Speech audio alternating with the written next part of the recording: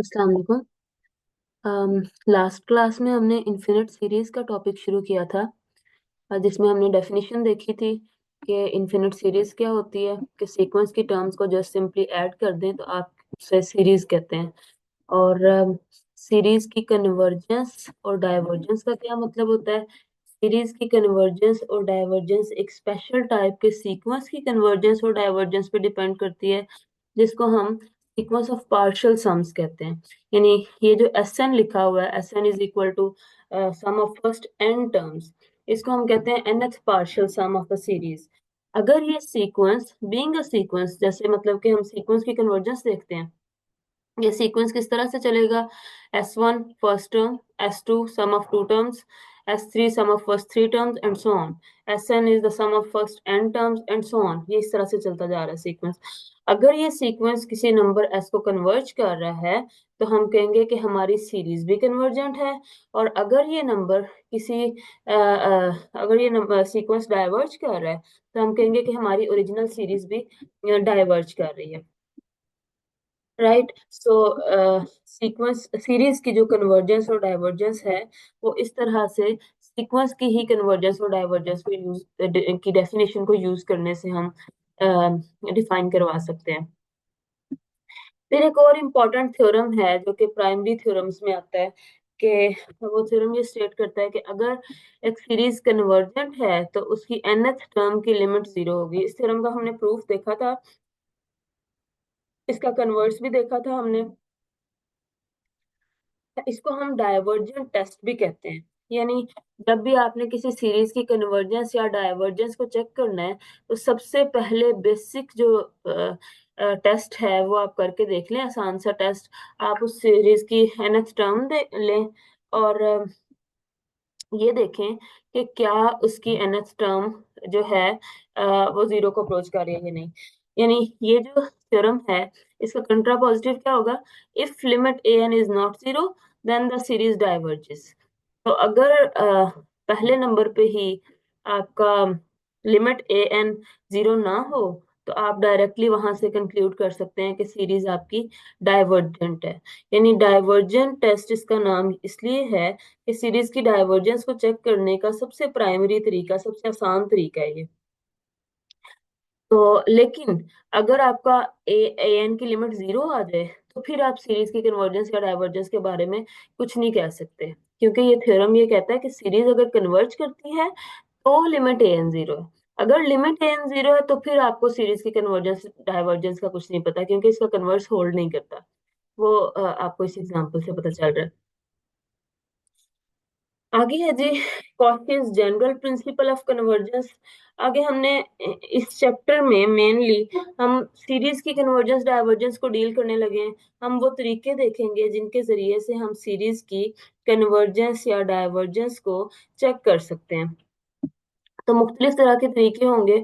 First है जी general principle. पहले पहला आपने ये डाइवर्जेंट टेस्ट देखा कि सीरीज की डाइवर्जेंट डाइवर्जेंस को देखने का सबसे आसान तरीका ये होगा कि आप चेक कर लें कि उसके nth टर्म की लिमिट 0 है या नहीं है। अगर नहीं होगी 0 तो सीरीज डाइवर्जेंट होगी। अच्छा, फिर है जी जनरल प्रिंसिपल ऑफ कन्वर्जेंस। यहाँ पे इन नोट्स में थोड़ी सी मिस्टेक है। तो मेरे पास इसमें हैंड रिटन फॉर्म में है। ये जीएम हबीबुल्ला की बुक से नोट्स बने हुए हैं, तो वहां से आप वेरीफाई कर सकते हैं इसको। स्टेटमेंट ये है जी कि a series is convergent if and only if for any real number epsilon positive there exists a positive integer n naught such that summation I from m plus 1 to n ai absolute value is less than epsilon for all n greater than m greater than n naught। यानी ये theorem आपको ये बता रहा है कि series की convergence जो है वो डिपेंड कर रही है आ, इस इस सम पे। ठीक है। यानी ये सम क्या है।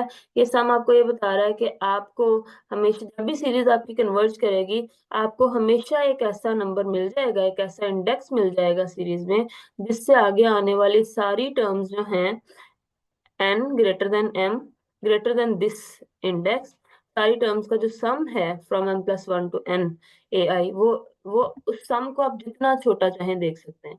उस सम को आप छोटे से छोटा बना सकते हैं, जो भी आपको एप्सिलॉन गिवन होगा उसके अकॉर्डिंग।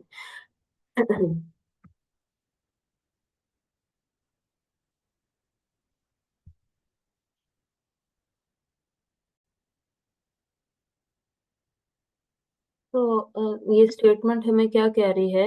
ये स्टेटमेंट हमें ये कह रही है, कीप इन माइंड कि सीरीज की कन्वर्जेंस का क्या मतलब होता है।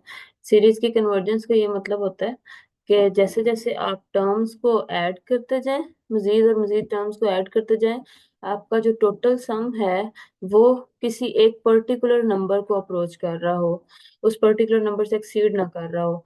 ठीक है।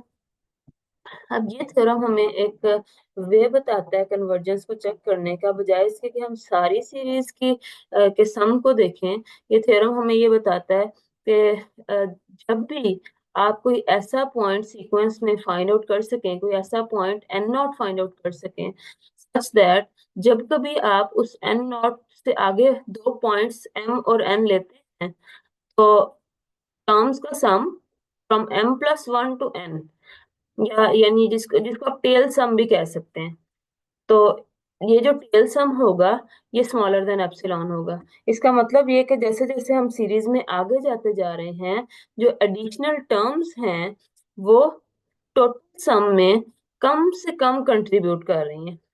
ठीक है। और ये बात ये इंश्योर करवाती है कि टोटल सीरीज का सम जो है वो एक फाइनाइट वैल्यू को सेटल हो रहा है। तो let's prove this theorem. N terms का हम सम ले लेते हैं। Let S n is equal to nth partial sum of the series. हमें पता है by Cauchy's general principle of convergence, sequence convergent होता है अगर वो कॉशी हो, if and only if it is Cauchy. तो एस एन जो है वो कन्वर्जेंट होगा, क्योंकि हमें गिवन है ना कि सीरीज कन्वर्जेंट है। सीरीज कन्वर्जेंट हो तो इसका मतलब है कि सीक्वेंस ऑफ पार्शियल सम भी कन्वर्जेंट होगा। अब sequence of partial sum convergent है तो इसका मतलब है कि वो एक कॉची सीक्वेंस होगा। By definition of Cauchy sequence, for every epsilon there exists a positive integer n naught such that difference between Sn and Sm is less than epsilon for all nm greater than n naught. Just restating the definition of Cauchy sequence. अब Sn क्या है? First n terms का सम, ये लिख दिया। Sm क्या है? First m terms का सम, ये लिख दिया। अब कीप इन माइंड कि n जो है वो m से बड़ा है, n m से बड़ा है और दोनों n नॉट से आगे आ रहे हैं। तो यहाँ पे कहीं m टर्म्स आ रही होंगी, क्योंकि n बड़ा है ना m से, इसलिए ये m टर्म्स कहीं पीछे करके आ जाएंगी और बाकी आपके पास बच जाएंगी टर्म्स। ये सारी कैंसिल हो जाएंगी, इसके m टर्म्स इसके m टर्म्स से कैंसिल हो गई और आपके पास क्या बचा? a m+1 to an। ठीक है। और जो कि आपके पास टेल सम बन गया फ्रॉम m+1 to n। इतनी टर्म्स का सम बन गया। ठीक है। तो यही हमें प्रूफ करना था।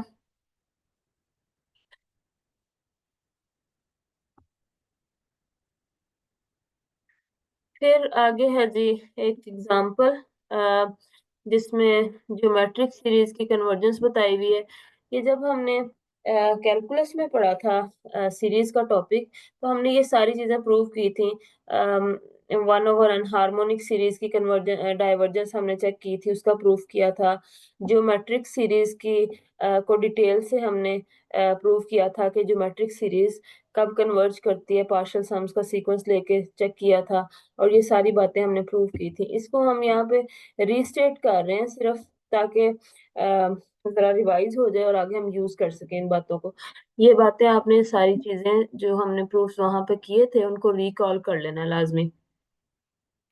तो ये आपके पास एक जियोमेट्रिक सीक्वेंस है रियल नंबर्स का। जियोमेट्रिक सीक्वेंस क्या होता है कि आपकी जो हर अगली टर्म है वो पहली टर्म के साथ एक कॉमन रेशो मल्टीप्लाई करने से आ रही है।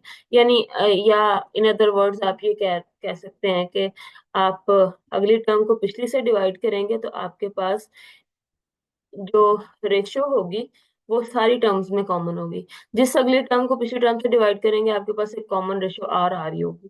ठीक है। तो हमें पता है कि जो इन्फिनिट ज्योमेट्रिक सीरीज होती है वो कब कन्वर्ज करती है। वो कन्वर्ज करती है अगर ये common ratio less than one हो, और डाइवर्ज करती है अगर ये common ratio greater than equal to one हो। अब आपके पास एक्स की फॉर्म में ये एक सीरीज दी हुई है, summation x raise to power n. यहाँ पे कॉमन रेशियो जो है वो वन है। ठीक है। तो सॉरी, कॉमन रेशियो एक्स है यहाँ पे, x over one, x, x square over x, x and so on. तो कॉमन रेशियो एक्स है।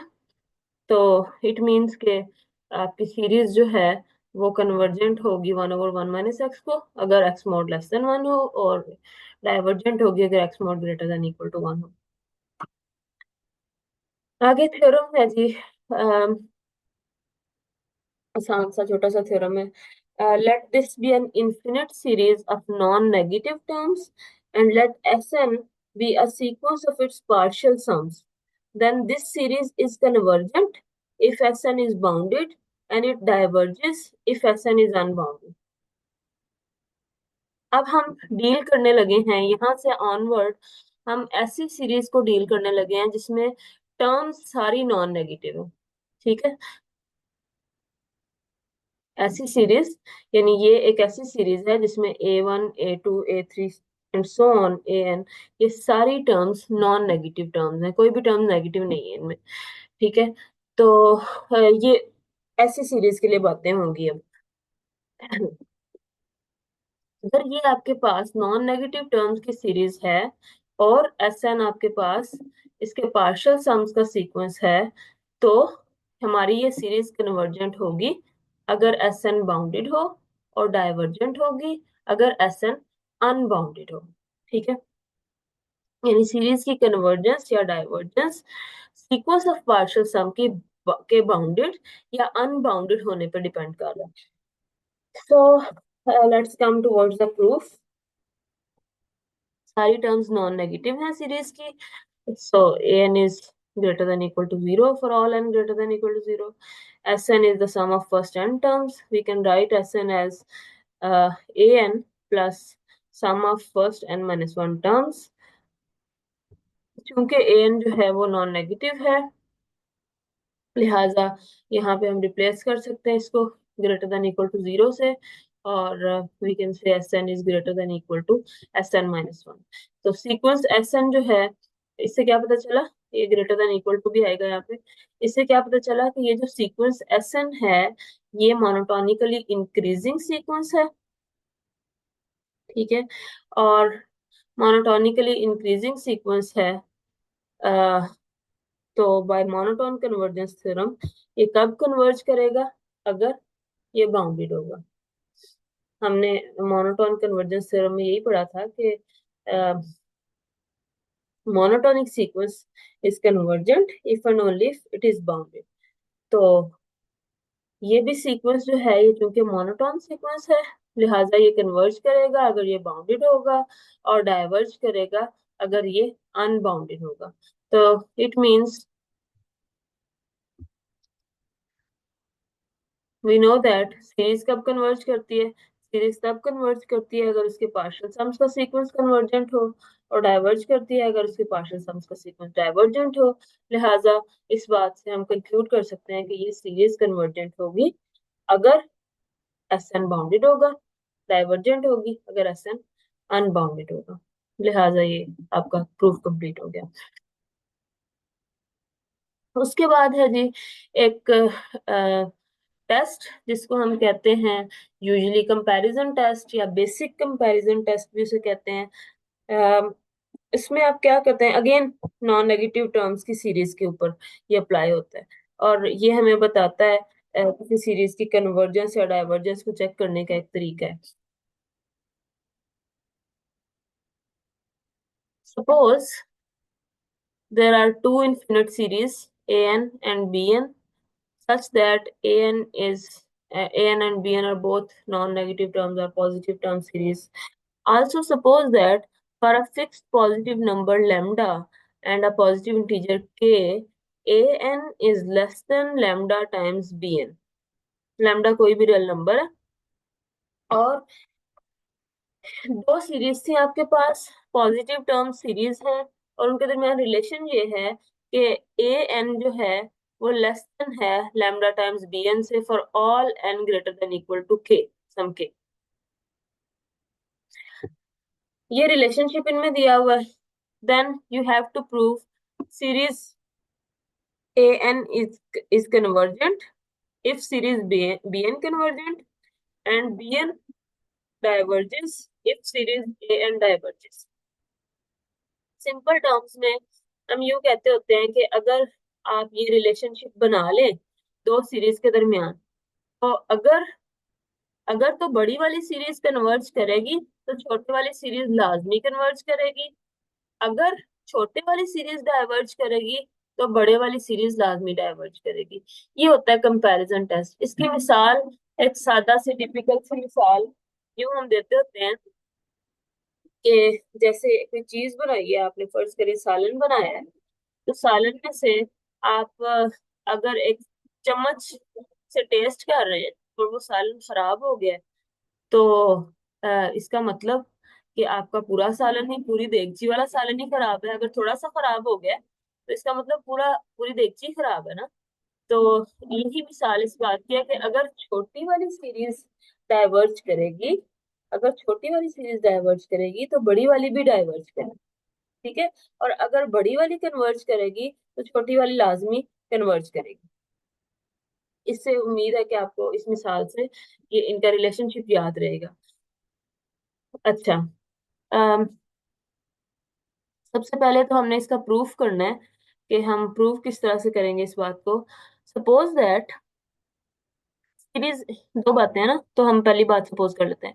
Suppose that series b n is convergent and this is the relationship a n is less than lambda times b n for all n greater than equal to k. Then by general principle of convergence, a series is convergent if and only if for any real number epsilon there is an integer n naught such that this holds। ठीक है, अब हमने suppose क्या किया था? Suppose किया था कि ये सीरीज कन्वर्जेंट है, लिहाजा इस पे general principle of convergence apply होता है। ठीक है, क्योंकि सीरीज कन्वर्जेंट है, लिहाजा then for any positive number epsilon, there exists an n naught such that summation I from m plus 1 to n bi is less than epsilon by lambda। Epsilon की बजाय epsilon by lambda भी ले लें, वो भी कोई positive number ही होगा। ठीक है, इसमें इतना इशू नहीं, क्योंकि हर, जब हम कहते हैं ना कि हर पॉजिटिव एप्सिलॉन के लिए ये इनइक्वालिटी वैलिड है, तो एप्सिलॉन बाय लैम्डा भी तो कोई एप्सिलॉन ही होगा। ठीक है, उसके लिए भी वैलिड होगी। तो ये बात हमने लिखी, यहाँ पे एब्सोल्यूट वैल्यू आएगी। तो इनइक्वालिटी हमें दी हुई है from a n is less than lambda times b n for all n greater than equal to k. If we apply the summation from m plus 1 to n a i, then दोनों तरफ हमने summation apply कर दिया। यहाँ पे क्या आ गया? I from m plus 1 to n ai is less than lambda times summation I from m plus 1 to n bi, क्योंकि for all n greater than equal to k ये इनइक्वालिटी वैलिड है। ठीक है, तो लिहाजा जब हम कीप इन माइंड कि ये हम m प्लस 1 और n भी k से बड़े ले रहे हैं। ठीक है, n m greater than maximum of n not and k, यानी k से बड़े हैं। ठीक है, n नॉट से भी बड़े हैं, वो भी बात में एक्सप्लेन करती हूँ। अच्छा, ये चूंकि हम क्या बात कर रहे हैं, हम कह रहे हैं कि ये एक ऐसा इंडेक्स है जिसके बाद आने वाली सारी टर्म्स का ये रिलेशनशिप बन रहा है। ठीक है, यानी फर्ज करें कि के आपका 10 है, 10 इंडेक्स के बाद आने वाली, 10 इंडेक्स से शुरू होके onward, a10 is less than lambda b10, a11 is less than lambda b11, a12 is less than lambda b12। लिहाजा 10 और 10 से ऑनवर्ड सारी टर्म्स का आपस में, दोनों सीरीज की टर्म्स का आपस में ये रिलेशन है ना कि इस सीरीज की सारी टर्म्स इस सीरीज की टर्म्स से के लैम्डा मल्टीपल से छोटी होंगी। ठीक है। लिहाजा जब आप के से ऑनवर्ड सम लेंगे इस सीरीज की टर्म्स का, तो सम भी lambda times the sum of these terms छोटा होगा। ठीक है, तो लिहाजा ये रिलेशनशिप आ गया। अच्छा, अब अगली बात ये कि ये summation i from m plus one to n। अच्छा, यहाँ पे एब्सोल्यूट वैल्यू ना लगाने का की एक ये भी वजह है कि चूंकि हमें गिवन है ऑलरेडी कि ये पॉजिटिव टर्म सीरीज है, लिहाजा वो लगाएं या ना लगाएं फर्क नहीं पड़ता। तो summation i from m plus one to n b i जो है वो कब less than epsilon by lambda है? कब less than epsilon by lambda है? जब आपकी ये जो टर्म्स हैं n और m वो n नॉट से बड़ी हैं। ठीक है। अब हमने ये जो n और m लिए हैं ना, ये हमने ऐसे लिए हैं जो n नॉट से भी बड़े हैं और k से भी बड़े हैं, ताकि हमारी ये दोनों इनइक्वालिटीज जो हैं, ये वाली भी और ये वाली भी, ये दोनों इसके लिए वैलिड हो सके। ठीक है, यानी ये इनइक्वालिटी तब वैलिड है जब n और m n नॉट से बड़े हैं, और ये इनइक्वालिटी तब वैलिड है जब n k से बड़ा है। ठीक है, तो वो n और m जो इन दोनों से बड़े होंगे उनके लिए ये दोनों इनइक्वालिटीज वैलिड होंगी। लिहाजा यही बात हमने यहाँ पे की है। So this is less than lambda times epsilon by lambda. Lambda cancel हो गया और यहाँ पे आ गया epsilon. Hence, this implies I from m plus 1 to n, ai is less than epsilon for all n greater than m greater than maximum of n naught and k. Maximum of n naught of and k will be some number, वो n naught भी हो सकता है और k भी हो सकता है। तो ये आपके पास क्या आ गया? By Cauchy's general principle of convergence हम कंक्लूड कर सकते हैं कि जब कभी टेल एंड जो है टेल सम टेल सम जब कभी लेस देन एप्सिलॉन है तो सीरीज भी कन्वर्जेंट है। लिहाजा यहाँ से हमने शो कर दिया कि इस सीरीज का टेल सम जो है वो लेस देन एप्सिलॉन है, लिहाजा सीरीज भी कन्वर्जेंट होगी bye general principle of convergence of series. अब दूसरी बात, ये हमने एक बात सपोज की थी, ये वाली, अगर सीरीज बी एन कन्वर्जेंट है तो ए एन भी कन्वर्जेंट। अब दूसरी बात लेते हैं, if series a n diverges,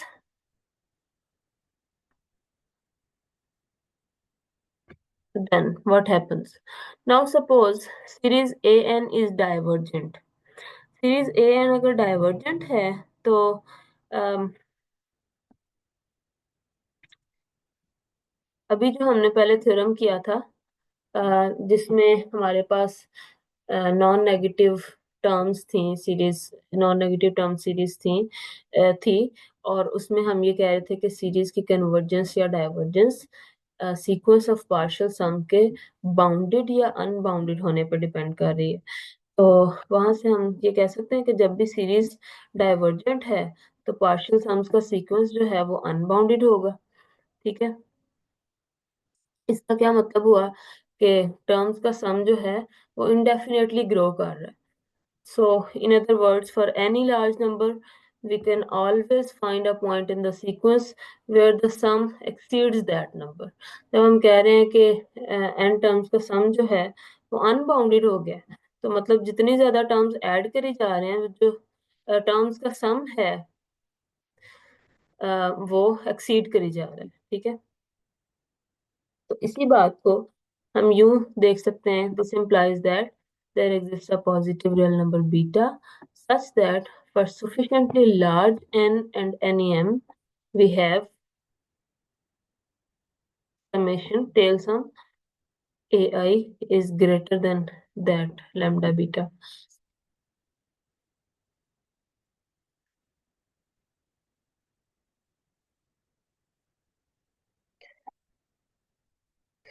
अब चूंकि रिलेशनशिप हमें दिया हुआ है, यहाँ से हमारे पास है summation A I is greater then lambda beta, और we know that this inequality holds, then summation bn is greater than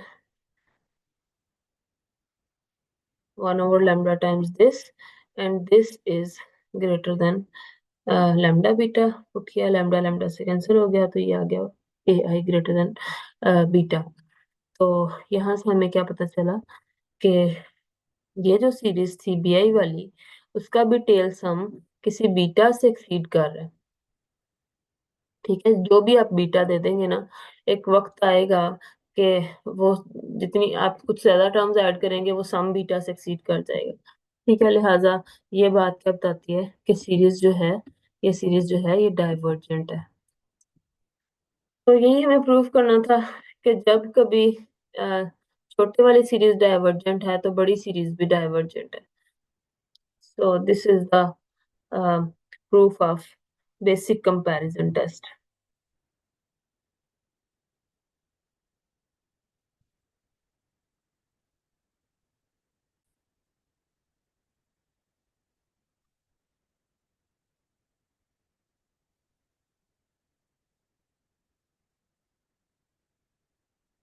तो अब इसकी एग्जांपल है कंपैरिजन टेस्ट की।